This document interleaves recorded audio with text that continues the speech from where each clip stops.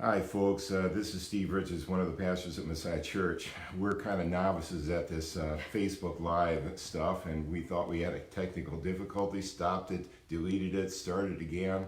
So thank you for bearing with us and helping us. I think in future weeks, my hope is that we'll be a little better at this. But this morning, I invited my better half, my life partner, Amanda, to join me for just a couple of minutes because we've been spending a lot of time, as many of you, if you live with somebody, you've been spending a lot of time with that person. So, how do you think this has been going for us? It's been going okay. Yeah. It's not like this is the first period of time that we've ever, spent 24/7 with each other. But we're in our third week of this stay-at-home order from our governor. And at the beginning of March, Amanda traveled internationally, and when she came back from that, she self-quarantined for a couple of weeks. So it's been almost 5 weeks in which I have really been her only human contact. Been doing a lot of things virtually, but the only human contact. So I thought maybe as a way of kind of triggering what might be going on in your home or your relationships, just to ask what, in all this time we've been spending together, what's something good that has come out of this? Well, every evening you bring me a bowl of dairy-free ice cream. Well, folks, little things really do matter a lot. But if you're going to spend a lot of time with somebody, there's also going to be some challenges. And so, what's a challenge that you would identify? Well, when I'm working, sometimes you just come and start talking to me, and you don't ask me if I'm busy or if I'm doing something else. You just start talking. Well, kind of ding, ding, ding. I guess I would have identified that as well.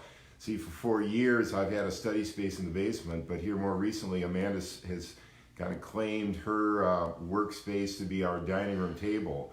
And so she's spread out there, and being our dining room is right next to the kitchen, it makes her totally accessible. So whenever I have a question or a comment, or I just happen to be walking through, even if she happens to be on some Zoom conferencing call, I tend to sort of start right in and having some sort of conversation. So the good thing for me is that she is totally accessible.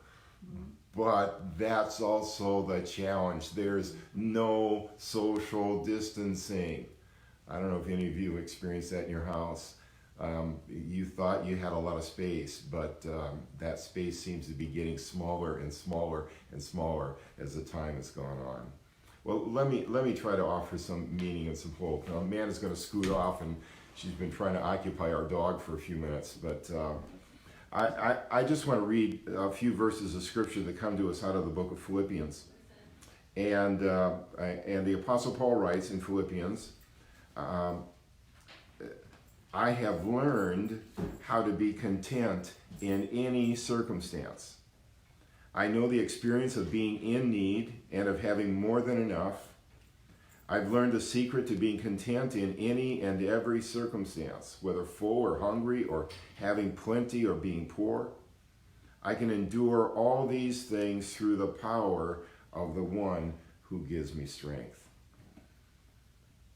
Paul had learned the value of finding the good even in an extended period of waiting, even in an extended period in which the future was unknown.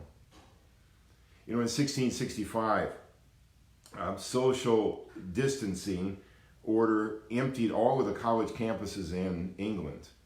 This was the time of the bubonic plague that would claim 100,000 lives in London, which at that time was 1/4 of the population.